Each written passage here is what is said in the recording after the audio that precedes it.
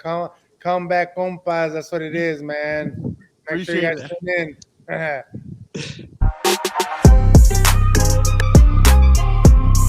in. Welcome to Combat Compas episode 4. Gilbert, a year ago, would you have thought I would say Combat Compas episode 4 when we got this started? Man, what a journey it has been. But I am Fernando Ramirez. He is Gilbert Manzano. I still got to ask him my usual question. What's up, bro? I was gonna say, Fernando, you almost forgot the introductions. That's how excited you are for Combat Compas episode 4 again. But maybe because it's a different show, you want to try something different. I'm cool with that. And like we keep saying, we have different shows here on this network.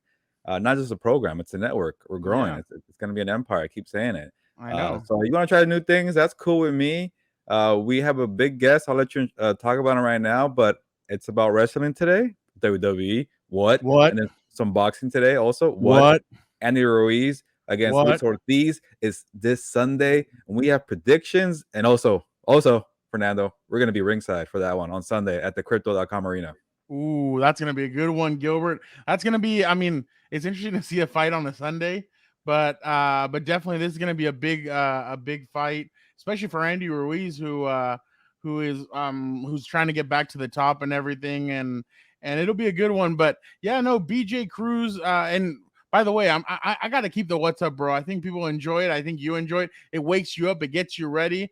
But I mean, I'm just saying it's incredible to see the way we've come kind of in a year and a half to now having this show, having other shows, and the way everything's been kind of building up. I'm excited about this and some of the other stuff we got cooking. Well, Fernando, before I get to that, keep in mind this is coming out on Thursday, so the people already know. But before I get to there, you also got to plug some stuff, man. You're writing stories for my newspaper. I think yes, for Catacro workers, OC Register, LA Daily News. Fernando, you have a story you want to plug on Andy Ruiz, right? Yeah, no, definitely. So we spoke to Andy Ruiz and he talks about his fight coming up and I was excited to kind of get my fingers back on it and get back into writing. So I did that for the OC Register. So check out the preview.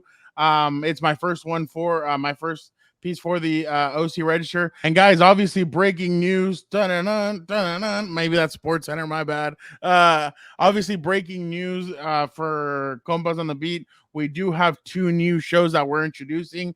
Dan and Dago and I will be handling What's Up Bolts. We'll be talking Chargers. We'll be doing all that. It'll be kind of a similar format to what Gilbert and I had last year, where we'll be speaking to a beat writer from the opposing team, and then we'll be breaking down the game, giving our predictions. And then Gilbert and our producer Victor will be doing the House of Horns, which is obviously a Ram show. So that's going to be a lot of fun, especially because the name just sounds badass. I mean, I like the name. I think the name is awesome. So definitely that's going to be, those are going to be 2 new shows. So Charger fans, if you guys, we told you guys from the beginning, we're still going to be talking Chargers. You guys didn't believe us. Will be. It'll be Dan and Dago and I doing the Charger. If you guys want to come, grab your coffee, your beer, whatever, slice of pizza, whatever you want.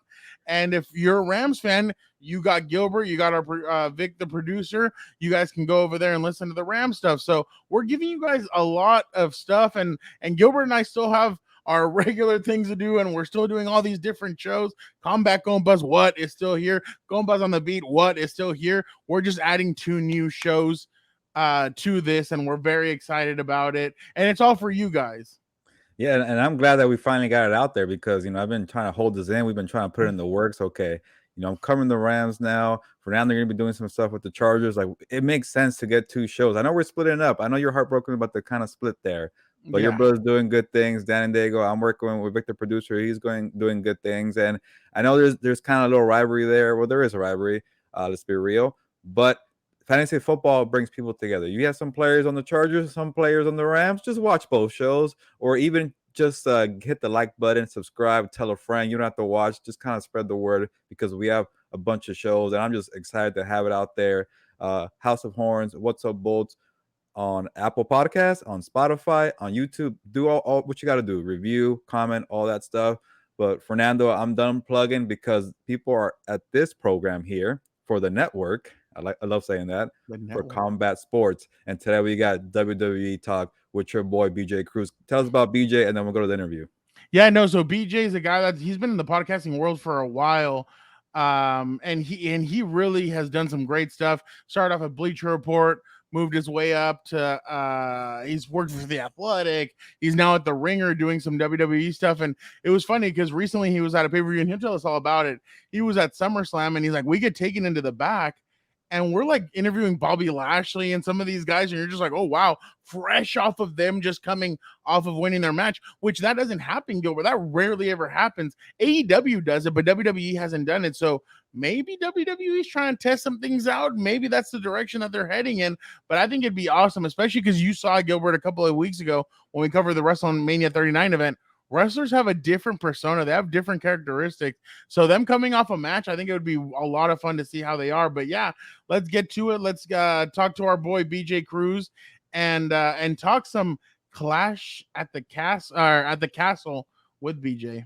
We are being joined by the master of the podcast world. He has worked for Bleacher Report. What? Uninterrupted. What? The Athletic. What? If I continue, I'll run out of breath. What? His resume is long. I'm, of course, talking about Benjamin Cruz, BJ, as I know him, who is a podcast manager at The Ringer, doing all things NBA and WWE. BJ, how are you? Have you already packed your kilt and gotten ready for Scotland for the Clash at the Castle, or will you not be attending it? I will not be attending Clash at the Castle, unfortunately. I already kind of used that favor, if you will, with the family when I went to SummerSlam for 5 days. So to reuse it, I don't think I'd be married anymore by the time I got back from Clash at the Castle. So I will be skipping this one, but hopefully another premium live event down the road here. So thanks for having me on, guys. This is awesome. This is great. Yeah, no, thank you. BJ, welcome to the show. And I kind of see that you're matching. Maybe I'm reaching here. I see the black cherry can and then the black cherry color on the shirt. Is that intentional here? Or is that, or am I off? Oh no, that's you're right. It's completely unintentional. I guess it's just maybe this is my personality. I just haven't noticed it until now. You just called me out on it. Now I'm gonna be like, oh, I'm gonna be second guessing myself with every color choice I make here now. Yeah, now people can ask you what's your favorite color. You say black cherry. You throw them all off. Like people don't say black cherry, you know. Oh yeah, I know, because everyone thinks you're gonna say black, which is actually my favorite color. And then but you throw in a cherry in there. Oh man, it kind of everything goes sideways. Plot twist. well, BJ, I love it. I love the shirt too. So let me just ask you about that real quick, because you already mentioned it. Did you get that shirt at SummerSlam in Nashville this year, or you had it before? No, I've had this for a minute now. This is from Homage, so they do all these amazing wrestling WWE shirts in general. I think they have a partnership with them, if I'm not mistaken. But this one that I'm wearing specifically, I'm going to try to get in the camera shot here. I mean, it's that NBA Jam collabo, or it's inspired basically by the NBA Jam team selection screens, and that's just right in my wheelhouse, man. Like this is the stuff I grew up with, right? NBA Jam wrestling, especially like the Hart Foundation. I mean, come on, these are. They're not. Brett's not my favorite. He's in the running for it, but when I saw this shirt, I just knew I had to have it because it kind of just covered two parts of that Venn diagram for me. So it's I love this shirt though. It's a classic. I love the throwback. Also the throwback hat too. I think that's the Warriors champions, right? Oh yeah. So I'm gonna shout out Joe Wallace. He's a Filipino. I think he's a Filipino designer on Instagram. So basically, after the Warriors won, he released this hat, which is, I believe, yeah, it's the old school logo. And so he released it this year after they won the title. And it's based off of the design from the 97 Bulls. They had the exact same design, basically. He just kind of used that, but kind of warrior-fied it. You know what I mean? 2022 champs, don't you forget it. We're back. We had a couple years off, but we're back where we belong. You know what I mean? Well, BJ, it's okay for you to rock that, but here in this program, we prefer the Lakers a little more. It wasn't their year, but it was your year. You guys, congrats on Patrick Beverly. I guess you guys are back. Nobody really cares. I think in LA, does it make them better? I really don't know, BJ. But it's good that we're having some NBA talk. We're having wrestling, but How about more about you, man? Like, because that resume that Fernando rattled off was pretty long. How did you get involved into all these podcasts and NBA and wrestling and all that? Yeah, so I mean, kind of rewinding back to the you mentioned the BR start off. That's kind of where I kind of kicked off my actual career, where I started getting paid to be in sports. And I was actually there doing a lot of behind the scenes work. So I was on the newsletter team when I got first hired there. It was a paid internship. Got hired full time. Ended up being managing that newsletter team before I left. And then the reason I left was because I got an opportunity to work at Uninterrupted. And I actually got hired at Uninterrupted to do video stuff. So it was like working with athletes on like the short form video content that they would create. And then our company was so small there. So I was employee number 2 over there. It's one of my it's one of the things I hang my hat on. I was the second person ever hired at Uninterrupted, and obviously they've done amazing things now. But when we were starting a podcast network, and it was right after, ironically, it was right after the Cavs had come back from 3-1. So this is like 2016. I'm beside myself as like a Warriors fan, right? But I'm also like, this is probably good for the company. I was severely torn. Anyway, they wanted to start this pod, and the first guest was LeBron, right? So it was like, oh my God, this is coming fresh off 3-1. No one in the company knew how to do podcast stuff. Yeah, we were a very small team, and I had done some audio stuff kind of like back in high school and in college, so I was kind of familiar with kind of how the editing process worked. And I remember our general manager at that time came out like kind of into our small bullpen and was like, hey, we're doing this pod with LeBron. Does anyone know how to edit this small piece that we can? We were like prepping for it because we were acquiring this podcast, and I was like, I could do it. And then I did it. And then after I did it from there, he was like, all right, great. Do you want to come and do the show? I was like, yes. Did it hurt having to listen to LeBron talk about the Game 7 block in Iguodala? Absolutely. But it was kind of the start of what is now kind of been the latter part of my career, if you will, where, you know, I was tasked with kind of running the podcast network at Uninterrupted. And then from there, I hopped over to The Athletic when I moved back to the Bay Area, went over to Blue Wire to help them out, to get them going as well. And then, you know, had a little stint at this short form audio platform called Vover, startup last year. And then that's how it kind of led me all to where I feel like I've always been meant to be, if you will, just here at the Ringer. And it's that's kind of like a little bit of my journey, if you will, just kind of producing and all this other stuff. So obviously, BJ, we saw that you were at SummerSlam in Nashville. What was that experience like covering the event? And because I mean, Gilbert and I, obviously, we've gotten athletes after games and stuff. Yeah, and you kind of get them in the heat of the moment. When it comes to wrestling, how different is that? Getting the wrestlers as soon as they're coming off of either winning the championship, losing, or winning their match, or losing their match. Like, what's that like? Oh man, it was a trip, honestly, because so first of all, we were kind of one of the only outlets. So we had Bobby Lashley after he beat Theory. He defended the title against Theory. We got him backstage. So it was a trip being backstage in general. Like I was walking back with David, with Shoemaker, and our other producer, and Jonathan Kerma, and we were walking through the hallway at the back of Nissan Stadium, and it looked exactly like a video game, like like a WWE video game when you go to My Career and you're walking in the backstage. Literally, yeah, like the signs look exactly the same. It's like, hey, this is where catering is. So we get back there, and Lashley comes in, and him and Dave have this awesome conversation. And it was he obviously, you know, I think one of the things that we have to figure out is like, you know, which version of Bobby Lashley are we going to get? Are we getting kayfabe Bobby Lashley? Or are we getting Bobby Lashley? Right.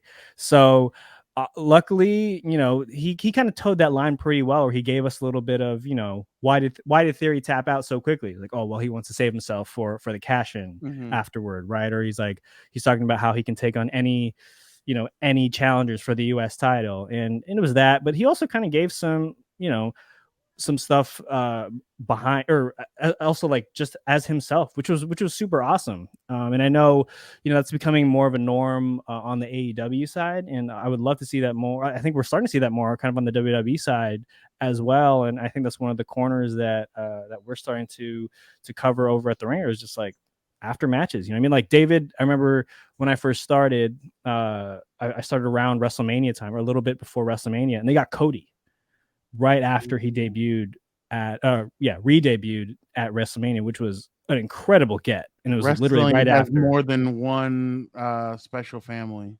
Yeah. Boom. Yeah, exactly.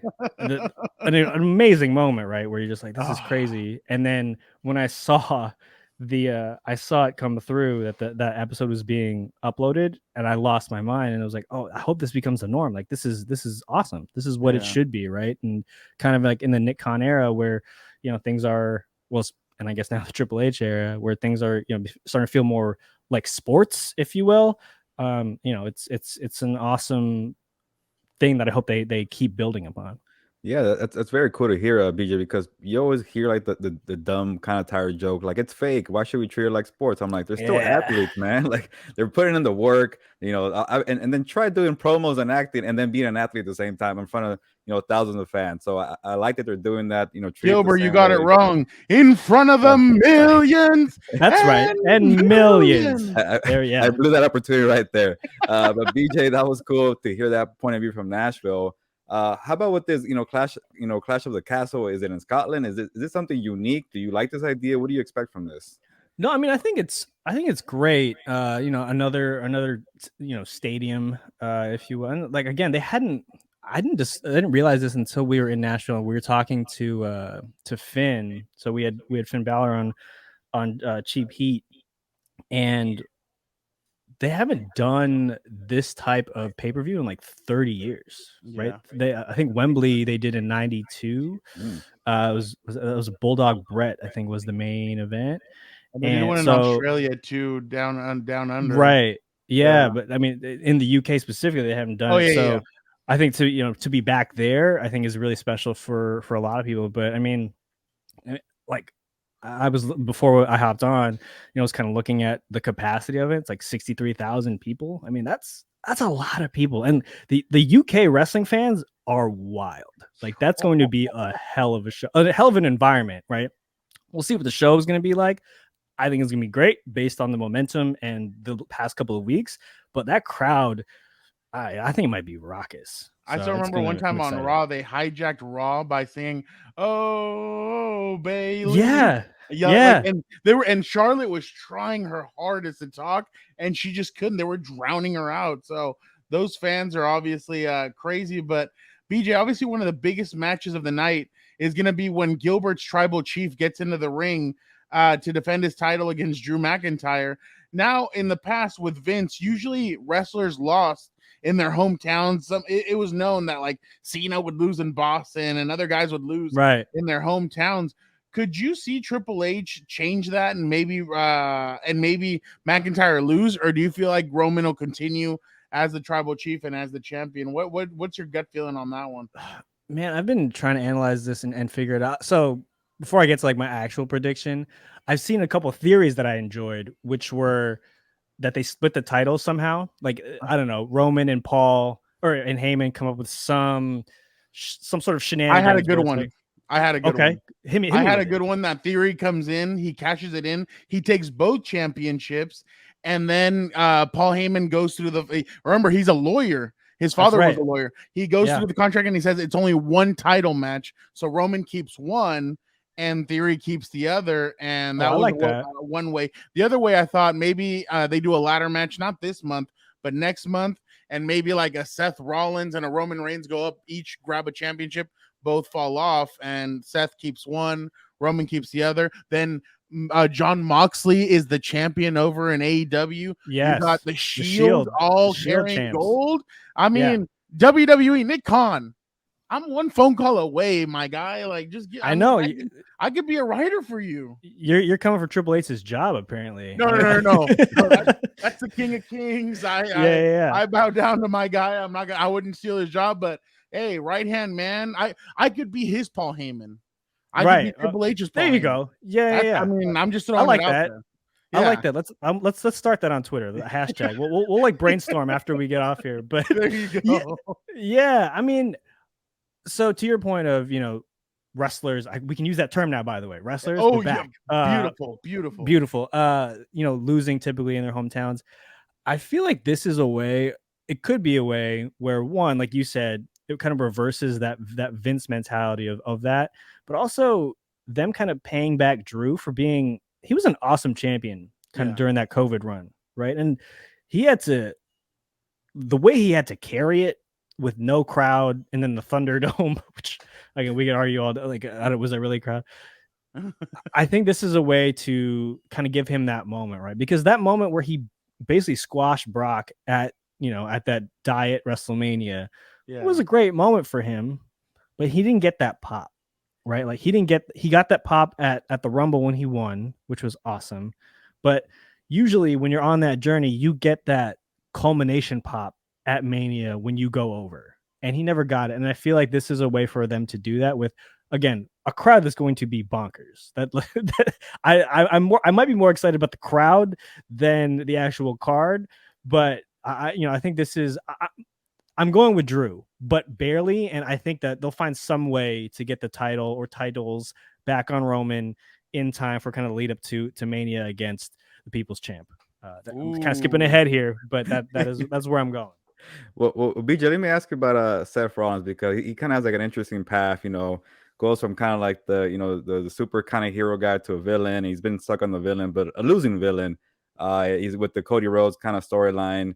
What do you kind of see from this match with Riddle and at the castle? I'm just going to say castle in the UK, but what do you think about his storyline and kind of his path? Seth freaking Rollins, and maybe under Triple H, does that change a little bit? Man, I think Seth has been on a heater lately. I think he's been doing some incredible work, right? And he's evolved this version of Seth, Seth freaking Rollins.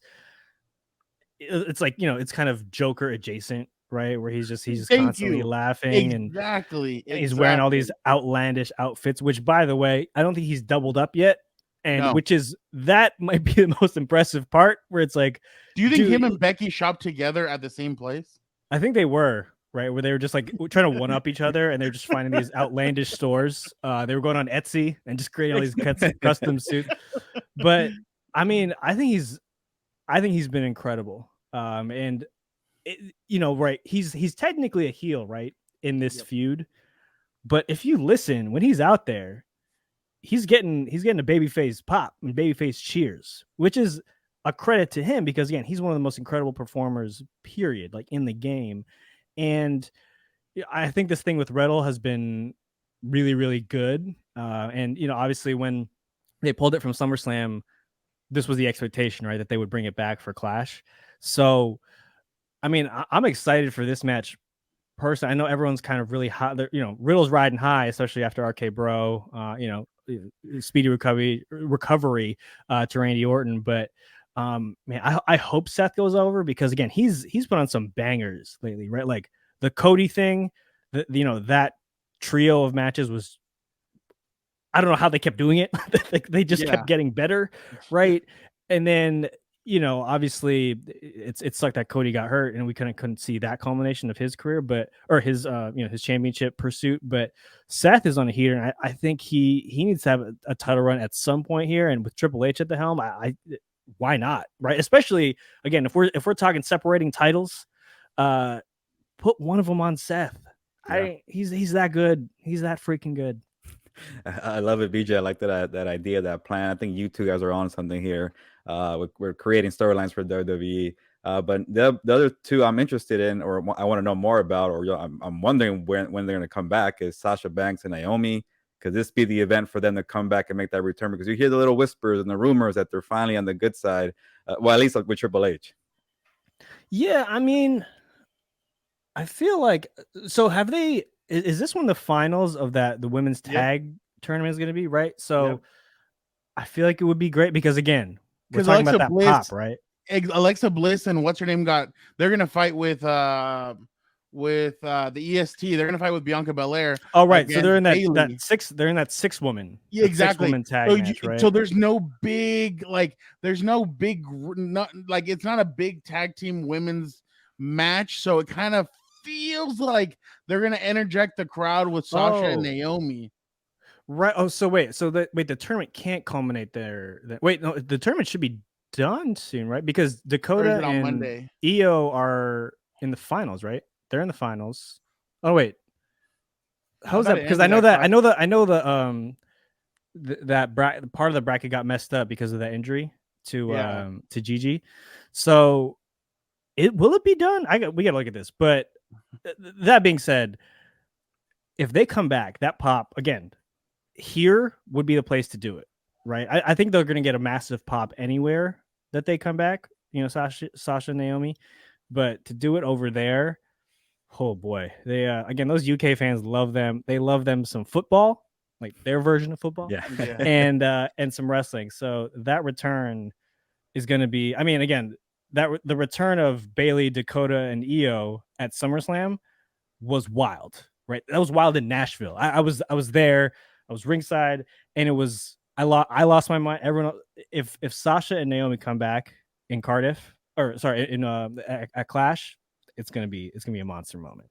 So obviously, BJ, just right now, I feel like we're in the honeymoon stage with Triple H taking over for Vince. Everyone loves the moves that he's making, bringing back old NXT stars. There could be some other wrinkles that we're waiting for. I mean, the first domino from AEW to jump over back to WWE was Cody Rhodes. There could be more movement happening. But what do you make of his takeover so far? And do you feel like this is going to continue? Or do you feel like obviously the criticism is going to start as soon as that kind of honeymoon stage is over with Triple H? I mean, I think I'll get ahead of it and say like criticism will probably come, but I feel like that's just in any version of wrestling, right? Like there's definitely going to be a honeymoon period, and I think we are in it. That being said, the shows that he's been producing or helping produce since he took over have been incredible, right? Like Raw for 3 hours during the Vince era, it was a slog. It was tough, right? You're like, oh my God, 3 hours. Like this is going to, there's a couple matches on there where you DVR it, where you're skipping through, but just from the most basic standpoint, right, of the way that the pacing of the shows have been, that alone has been amazing. SummerSlam went by; it was beautifully paced. I thought there was a lot of matches on the card, but I remember we were sitting there, and all of a sudden it was Roman Brock, and you're like, oh my God, like we might get out of here in a decent hour. And that's kind of just the pacing of all the shows, obviously filling time and everything. That alone has been a massive step up, and obviously the creative decisions of bringing people back that were, to put it kindly, wronged during a certain era, right? Just bringing back Karrion Kross, bringing back Gargano, Io, Dakota, Bayley, all these people that all of us marks were clamoring for them to be put in a great spot. He's doing that now. And again, when they unified the titles, right, the Universal title and the WWE title, it kind of made sense because it was tough when there wasn't that much star power at the top, right? After Roman, kind of a steep drop off, and that was due to creative. Now with the injection, you feel like there's a lot of H, mouths to feed, right? But now with Triple H, like people are moving up, like a lot, like Kevin Owens. Yes, right. Finn, I feel like is going to get a massive push at some point. Edge is like still in the mix, right? And again, Karrion Kross chasing. We only the have title. one more year of Edge too, so right. Theory again. There's a lot of people there where I think you can divide the titles now, and it would make sense and would just be as impactful. So I think. Again, Triple H, I don't know if I'm necessarily shocked, right? Given how good NXT was and how that was the best product for years, right? When he was there. So, or when he was running things and just the way that he decided to kind of run that show. And that's trickled down to both now Raw and SmackDown. And no, A+. Yeah. Oh, there you go. A+. There you go. You're a good teacher. Last one for us, BJ, so we can let you go. I know you got to get back to the kids and everything. So we don't want to make this too long for you. Obviously, this is an AEW question. Do you feel like history is kind of repeating itself with CM Punk being at the forefront? I mean, with some of the news we've read lately, it kind of feels like for WWE fans, especially, it's kind of a little bit of deja vu with the whole Eddie Kingston stuff and some of the other stuff that you've read and everything. It kind of feels like things aren't. Remember what he told MJF: the grass isn't always greener on the other side.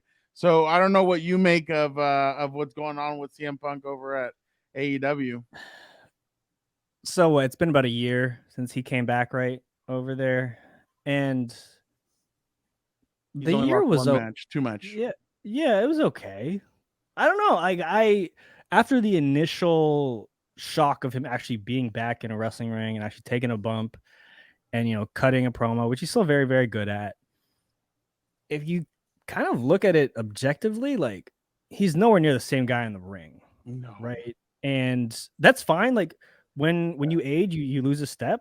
I mean, we're all feeling it, right? As non larger than life athletes. But the thing that bothers me about Punk recently is that he talks a big game that he doesn't have anymore. Right? Like the pipe bomb, when that happened, it kind of made sense because, and I agreed with a lot of what he was saying, yep. Right? Like wrestling needed to change, and it did for, obviously once there became more options in WWE, right? Daniel Bryan and some of these guys got really pushed. Yeah. And he's still kind of, it's the same act, but like it hasn't evolved as much, right? Where it's like the best in the world thing. I don't know. Are you? Right? Like, I'm not saying Shane McMahon's the best in the world, but I think we can have a conversation where it's, is what Punk's saying. Like, I don't know. Is he still that dude?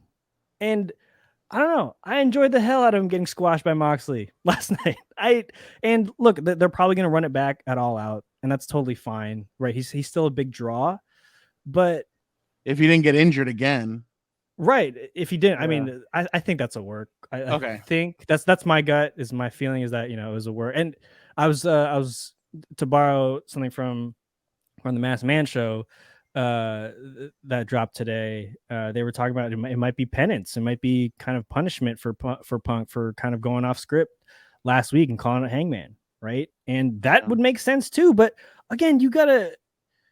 He thinks he's bigger than wrestling, right? And like I don't know. I just never really enjoyed, like, when he was on that WWE that Fox show, right? That WWE was running with Renee and Christian were on it, and he was a big signing, right, for them. But he always made it out to be like, oh, I'm working for Fox. I'm not working for WWE, right? He was always trying to separate that.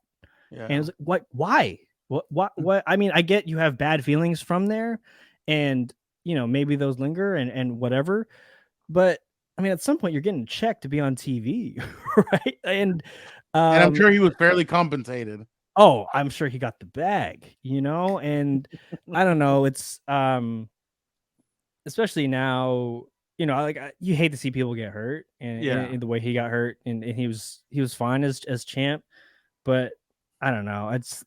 I'm kind of over it just because there's so many other good wrestlers younger in AEW. Yeah, AEW. I didn't try and go fight in UFC, and yeah. Right, like are we supposed to pretend we didn't see what happened in the UFC? Are we supposed to pretend that you just didn't get your ass kicked? Gilbert, did you have to cover any of those or no? I did not, but they were pretty bad. I think a couple of them were in Chicago or Milwaukee. Right, so like I'm very anti-Brock, right? That's just a me thing, I think. But also, I kind of get it. Right? Yeah. He looks like he could kill me if I said that to his face, and I've seen him do it to people in UFC. Again, we saw Phil Brooks. I'm sorry, like that should. Again, if I got my ass kicked that bad, some humility would overcome me once I return to my previous profession. And maybe that's just me. Maybe that's, again, he's his own person. He's been very successful in what he's been doing. Don't forget what the tribal chief cut on last Friday or a couple of Fridays ago when he's like, if somebody tells you that they're the best and it's not your tribal chief, they're lying to you. So I think he cut that promo a little bit just to kind of throw it at Punk a little bit. Well, absolutely. And like for everything, for all the shortcomings that everyone threw on Roman when he was on the come up, right? Like who's being pushed down our throats? He's this, that, and the third. Look at him now. He's the biggest star in wrestling. Like no matter how you slice it, this dude's probably on his way to Hollywood after his career is over, which is, it's probably winding down. And like, I don't know. I think down the road, like, yeah, the pipe bomb was nice. Punk will be, revered in a certain way, but like this run that Roman is on, I think for me, him and like in comparison, like Punk's peak, I don't think there's a comparison. Like I think Roman is that good right now, and the best is yet to come. Absolutely, I know it. But BJ, thank you so much. You grew up in. I'm sure you grew up in around Mexicans, and you know what compas means, right? Family. Yeah. So you're a compa. Thank you so much for jumping on with us. We truly appreciate it. Sorry for taking so much of your time, but man, you really gave us so much knowledge and really improved our knowledge in WWE and obviously we got to know you. So definitely thank you so much for jumping on with us. Thank you guys for having me. This was a lot of fun. And let's throw up them ones. We're the ones. BJ, let everybody know where they can follow you and all your great work. Follow me on Twitter at Cruise Control. That's control with a K. Since we talked about wrestling, I'll plug. So I'm on paternity leave, but I'm still gonna plug the work spot. Check out everything we're doing on the Ringer Wrestling feed over at the Ringer. Check out the Book of Wrestling. 25 catchphrases. Oh my God. David Shoemaker's going to kill me. 25 catchphrases that define the Attitude Era. There it is. We just released an episode last week. That's got to be Kane's debut and everything that he brought to WWE. But check that out. Guys, thanks so much for having me. This was a ton of fun, and happy to come back on whenever you need. I'm always talking wrestling is not. It's not hard. The man, the myth, the legend, BJ Cruz. Thank you so much, BJ. Thank you. What a great interview with BJ Cruz. You never know who's going to be stopping by here on Combat Compas. Woo! We just had Andy Ruiz. What? We just had Triple G. What? Ryan Garcia. What? And now introducing to the Combat Compas Hall of Fame, BJ Cruz. You already know what it is. You already know what we do here. All it is A1. Now let's get to the preview for Clash of the Castle with Fernando and Gilberto. Let's go. Gilbert, that was a great interview with BJ. I mean, honestly, I felt like we learned a lot, and I know we kind of had him on. I told him, hey, 20 minutes, bro, tops. We had him for almost 30, but it was just a fun interview to talk to him, and obviously he was in his element talking WWE. Yeah, Fernando, you didn't give me all the information. I feel guilty when I found I had a newborn and then I think a second daughter, right? Or a 3-year-old. So he has 2, kids that needs to put to bed, and we're all there taking 30 minutes, but he put them to bed, so I think it was fine. There was no crying in the back, and let me just say, Fernando, that was one of my favorite interviews. I don't say that all the time. I should. Sorry, everybody's special to me. I shouldn't say that, but I thought BJ really broke it down. Like, he had a fun way of discussing what's going on in WWE and also AEW, and I learned a lot because I'm not a hardcore fan like you, and BJ, I'm more of a casual, so I could get by, but then I'm like, I really like how things work behind the scenes. I like the storylines, and I know people always, give it like it's not the real spiel. Like, there's so much that goes into it that I really respect what they do. I love the storylines, the promos, and BJ was breaking it down. Like, yeah, this guy's doing this, he's doing that. I can see this, and I'm always telling you, hey, like, I want to know what's going to happen down the line. It's like boxing, like who are you going to fight next? And wrestling is like what's going to happen for that pay-per-view in the future. And I think BJ gave us some good theories. He gave us reasons for why it's working that way. And if you're a fan of WWE, I really highly recommend. You probably already did watch it if you're to this point, or tell a friend about BJ Cruz, because that was some good stuff, man. Exactly. And check out BJ's work over at the Ringer. I mean, he's doing some great stuff. Well, right now he's on maternity leave, like he told us. But when he comes back, it's gonna be full on go. But Gilbert, I was frustrated though, because I was on the TikTok, as Dan and Dago says, and just real quick, I saw a guy walking around with a microphone, and he goes, "Is it a red flag for a guy if he likes WWE?" And a lot of girls said yes. So maybe that's why. Really? I was like, why? I don't get why it's such a red flag for people. Like, WWE is fun to watch, obviously. We're into it. We like it. We like covering the events. It's that persona that it's fake, but it's different. It's just that it's a different ambiance, if you will, and I just think it's a lot of fun. And obviously you got to see MJF with AEW, and what that promo, Gilbert. I just heard that promo over again the other Pipe day. bomb is what they call that it. was pipe bomb. That thing was I love when boss, would you like me if I was an ex-WWE guy? And I'm like, dude, this is just glorious. But not to get too ahead of ourselves. Obviously, Clash of the Castles this weekend, Gilbert. It's going to be in Scotland, so get your kilt ready if you're Drew McIntyre to go out there. Like BJ told us, the crowd is going to be crazy, Gilbert. The crowd in Europe really gets up and gets going, especially because they were kind of on the outskirts the last few years because of COVID and WWE not traveling over there. So it's going to be exciting. Just a quick couple of matches that I have listed right here. Shayna Baszler, Gilbert. I don't know if you remember her from her UFC days. She's friends with Ronda Rousey. Yeah. She'll be fighting Liv Morgan this weekend. And unfortunately, Gilbert, because I'm a huge Liv Morgan fan. I think Shayna Baszler is going to win the championship. I think WWE is kind of positioning themselves for a Ronda Rousey versus Shayna Baszler kind of a matchup, just because they're best friends and everything. So why not throw them in there together? So I'm definitely feeling like Shayna Baszler and Ronda Rousey will have a match pretty soon.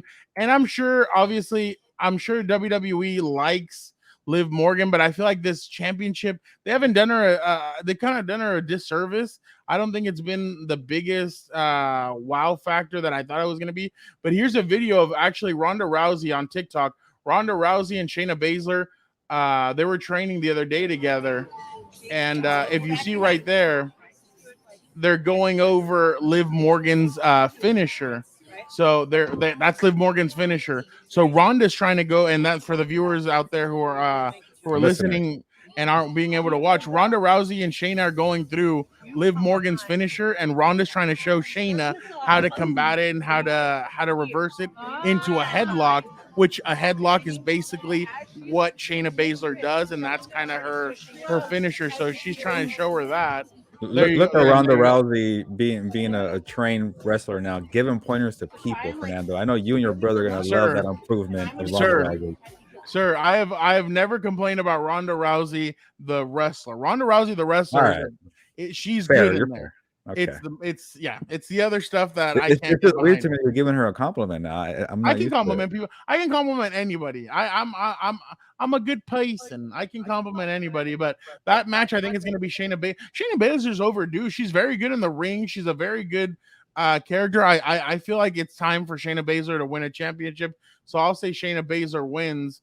Another match that I think you're going to be excited about: Bianca Belair, Alexa Bliss, and Asuka go up against Bayley, Dakota Kai, and Evo Sky. That's going to be a 6-woman tag team match. There's no need for Bianca Belair right now to defend the championship. She just did it against Becky Lynch last at SummerSlam. And Bayley's just barely coming back from injury, so why risk her in a one-on-one match? Why not do this? Why not put them in a tag team match and let everybody kind of get a little bit of some love? I'll say Bayley wins that match. I think they're gonna go with the heels in this one. But Gilbert, I'm not gonna give you another match. I'm gonna give you something that I've been seeing around the internet. All right. Gilbert, there's rumors that the Fiend could be coming back pretty soon. Bray Wyatt. Now, will he be the Fiend? I don't know. But there is a reason why Bray Wyatt has not signed with AEW. There's drama right now in AEW. There's a lot going on. Right now, WWE is the company saying, hey, come back. There's rumors, Gilbert, that WWE has been reaching out. And this is just rumors that I've been seeing, that WWE has been reaching out to AEW wrestlers and being like, hey, why don't you come over here? So it's been interesting, Gilbert. Some of the holes that I've been going down and reading, and some of the stuff that I've been looking at, but one of them is that Bray Wyatt could be back this weekend, which for WWE, that would be a huge pop. And now Triple H is so Vince wasn't a big fan of Bray Wyatt. He thought he was overweight, that he was too slow, that he couldn't move as well. And Triple H is like, dude, this guy could be box office. So that just means another mouth for Triple H. He was, at one point, he was a champion. He was a WWE champion. Exactly. And he had a good pop, like you mentioned. But Fernando, next time that you start having these rumors or kind of breaking news, we need to have some music for you, like dun dun dun dun, and then there you go. Yeah. That was news to me, so I'm gonna treat it like breaking news. Yeah, no. So I'm definitely should be a good card. I'm sure WWE is gonna add some matches from here to then, because it seems like a little bit of a small card. I'm sure they're gonna add more and more. But man, with Triple H at the helm, there's bound to be more surprises coming out this weekend. But yeah, that's your Clash of the Castle preview. Obviously, we spoke to BJ about Roman Reigns and Drew McIntyre, and we spoke to him about Seth Rollins versus Riddle. So those are basically the two marquee matchups. And I gave you obviously Liv Morgan versus Shayna Baszler, which should be another interesting matchup. So those are that's your Clash of the Castle preview. Cool. I'm ready. I'm set to watch this. Yeah, let's go to the UK. One day we gotta make it our goal. 3 goals actually out there in Europe and the UK. A boxing match in England, a WWE event somewhere in Europe or the UK. That's fine, and then definitely a soccer event or football. Football. Ooh, that'd be fun. It could be in Spain, and it could be in and you know what's funny? I think within the next 10 years, if not less, I think we're gonna see a Super Bowl in London. Wow. I think so. Ooh. I think the NFL is really going towards London and Mexico hard. Okay. They're pushing hard. I think by next year we're going to see a lot more football games played in all across Europe. Then in 10 years, when this is the biggest podcast network in the universe, we'll play it back, and then it's okay. Fernando, you're right. You predicted the Super Bowl in London. Okay. And Dan and Dago predicted this would be the biggest podcast in the universe. He said it ever since then. Yeah, so he's speaking it into existence. Let's play it back. What we do here. That's what we do here. But speaking of speaking things into existence, Gilbert, this weekend, Andy Ruiz, and guys, please go check out on the OC Register, LA Daily News, my story on Andy Ruiz, jumping back. This is his second 16-month stretch of being out of the ring, so that was pretty interesting to read. So in 32 months, he's only fought. This is going to be his second time fighting. So very interesting to see Andy get back into the ring this weekend and see how he's going to do. But Gilbert, what's his name? Tyson Fury said he is going Andy Ruiz. Deontay Wilder said he's going Luis Ortiz. What way is Gilbert Manzano leaning? Yeah, this is a tough decision here for the predictions, and yeah, Tyson Fury and Andy Ruiz are Bible study partners, so that makes sense.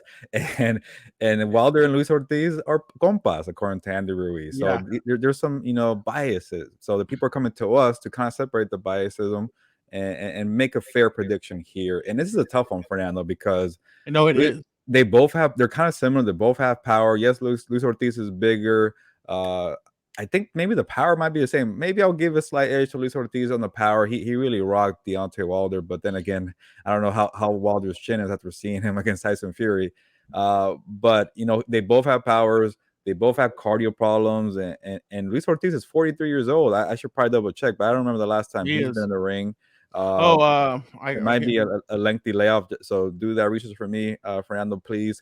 While I make up my mind, but I think I'm just gonna go off what I've seen from Andy Ruiz, not from the interview we had with Andy Ruiz. He looks like he's in a good place mentally, physically, and it's not a good sign that he's changing trainers again.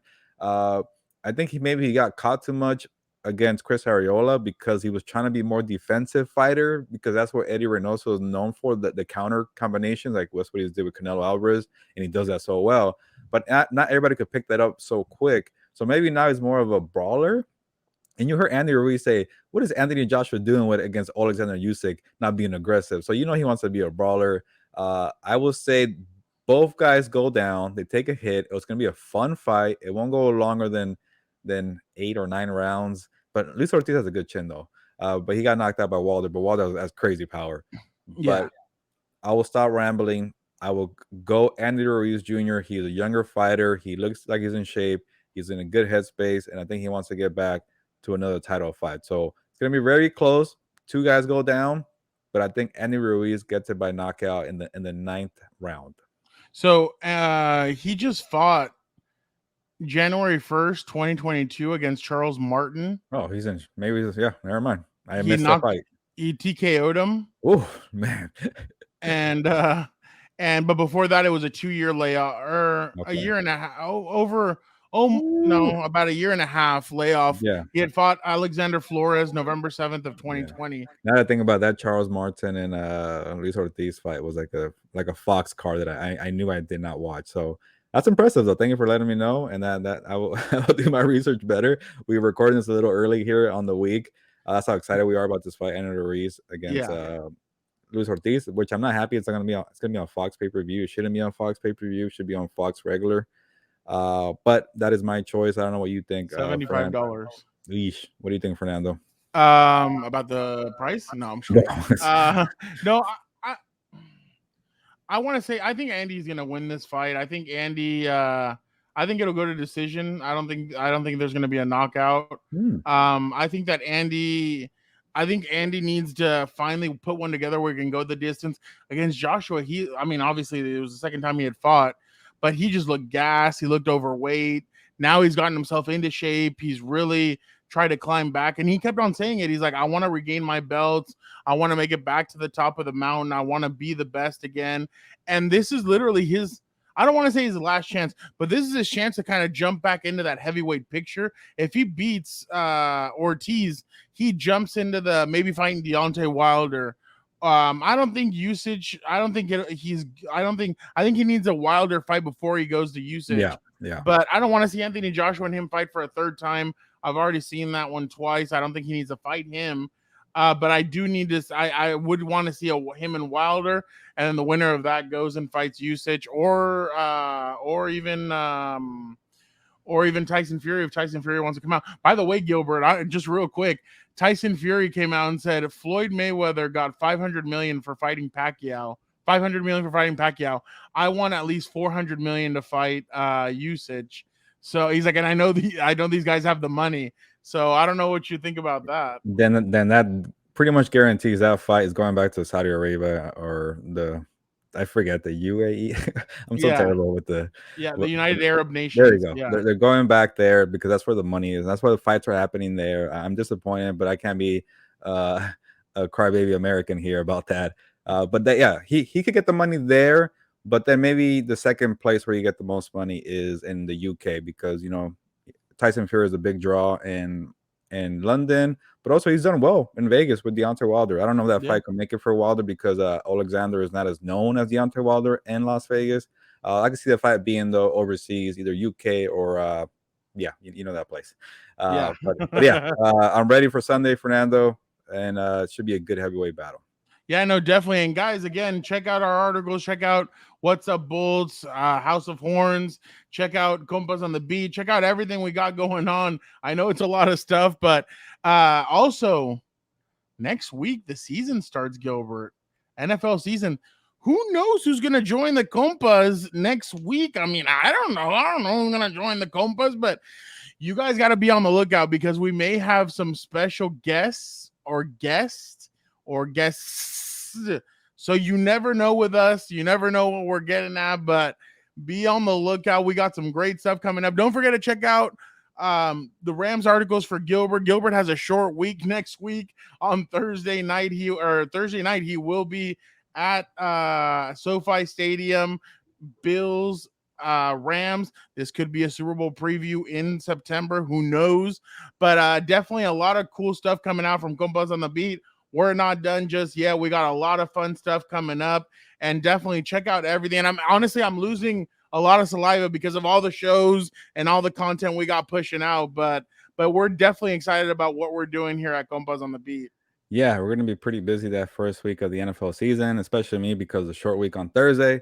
But the bright side, Fernando, as a plug for the following week for Compas, Combat Compas 5, I will be at home relaxed on Saturday, September 10th, watching the Nate Diaz fight. So watch out for that preview the following week after you watch this BJ Cruz, and go back and watch the Triple G one, Ryan Garcia one, and the Ruiz one. Like, we're doing big time. So I know we're talking about football and a bunch of other stuff, but if you're a fan of combat sports, boxing, MMA, wrestling, we got it all here covered. We've kind of forgotten about UFC, but we'll give them the shine the following week for the Nate Diaz fight, because I am excited for that one.